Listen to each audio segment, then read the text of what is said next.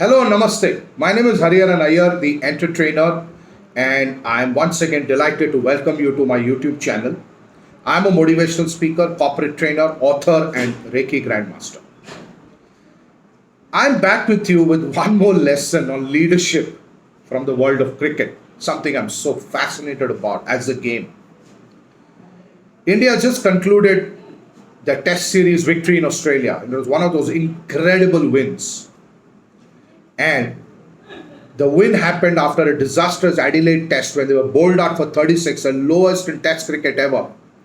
And everybody predicted a 4-0 whitewash.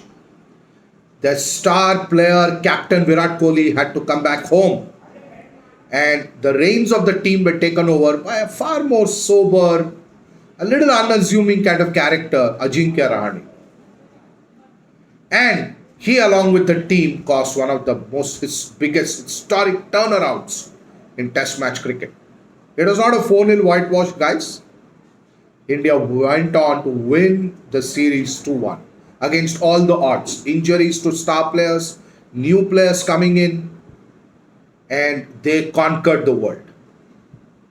Now, there can be a whole series on how a stand-in captain who knew who was captain, he was going to be captain only for 3 Test matches.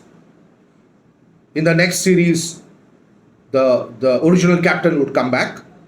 He knew this, and yet he caused one of cricket history's greatest turnarounds. So there can be a complete package on this, and I will come back with more about Ajinkya Rahane's leadership qualities and what we can learn from him in the entrepreneurial space, in the corporate world. But I just want to pick out one aspect of Ajinkya Rahane's captaincy and leadership during these 3 Test matches. It's recognizing the smallest of contributions in the team. He even recognized a player, and in his speech, he recognized a player who did not play any of the games but was there to support the team at the back end. And of course, in any great sporting victory, the support staff also play an equally big role. So Ajinkya Rahane, his gestures of recognizing the small contributions made by each member, not just the bigger ones. The Rishabh Pant innings will always be discussed. But there is also somebody who scored maybe 35-40 runs. And that also mattered, and Ajinkya Rahane did point that out. He said Mayank Agarwal scored 38 crucial runs in that innings, in the first innings of the Brisbane Test. It is not something which we are all discussing. We are discussing more of Rishabh Pant, more of Cheteshwar Pujara, more of Rahane's century at Melbourne. People are not really talking about the 38. But he recognized that. He recognized the new entrants who came into the team and performed so brilliantly. As a leader, do you get carried away by the glamour of the visible performances? Or you are also able to see through those little contributions made by your team members at the workplace, which totals up to something substantial for the team? Like, if there's a number 11 batsman who just walked in and he needs to score 6 runs to win the match and he hits a 6, as compared to somebody who would have scored a double century. But that 6 runs matter, right? Those 6 runs really mattered. The double century would not have won you the match without the sixer by the number 11 batsman. But somewhere in between, somebody also scored a crucial 25 or a 20 or a 50, which got lost in the muddle of greater performances. But as a leader, can you pick out that person from your team and said, I know that you sold only maybe 5, you did only 5 sales this month, but in the team achievement, those 5 sales mattered, because without those 5 sales, the team would not have achieved what it really achieved.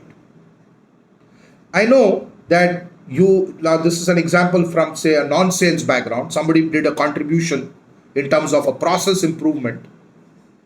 It may not seem like a great thing in the larger scheme of things, but without that, the big thing would not have happened. So as a leader, do you have that kind of an eye for detail? And do you really have so much compassion for your team members, that you can spot the smallest of contributions and compliment them and encourage them to do better.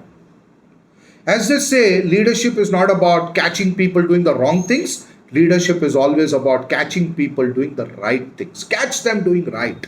Of course, point out what is not right and give them personal feedback. And never criticize in public. Always praise in public, criticize in private. So there are so many things about leadership, and I'm so fascinated by this topic. I do urge you to read my book, Leadership Gita, The 6 Tenets of Great Leaders. It's available on Amazon as an ebook as well as a paperback. I'll put the link under this video, and I hope that you can subscribe to it. And I also hope that you're enjoying my learning nuggets that I keep sharing with you on my channel from time to time. Please do subscribe to my YouTube channel, and please do share the learnings that I share with you with as many people as you can. I'll be back soon with one more learning, one more nugget, something very interesting. God bless you. Take good care of yourself. Thank you very much.